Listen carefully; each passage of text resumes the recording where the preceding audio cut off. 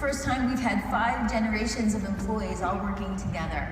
So starting with the traditionalists all the way through Z, 5 generations of employees working together. So as an employer, we have to figure out how we provide workspaces and technology and tools and processes and spirit and culture to allow those 5 generations to live and thrive and work together productively. So that's a challenge, and we're taking it on through the Dearborn transformation that I talked about, working with WeWork, and also thinking about how we deploy technology in a way that is invisible and helpful and gives time back and inspires collaboration and inspires creativity.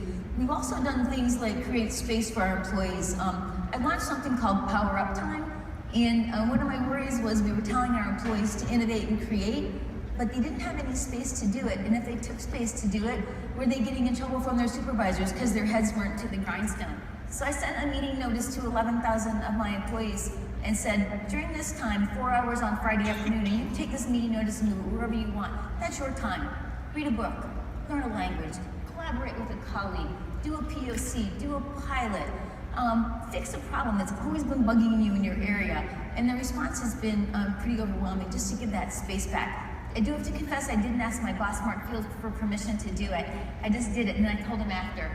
He was like, that was amazing. Yeah, and fortunately, he's really, really supportive of all these cultural changes. So that's some things we're doing with the employees.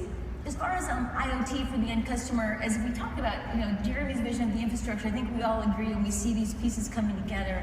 The IoT kind of super internet that brings the 3 components together that Jeremy talks about, it's really fundamental because those things have to interoperate.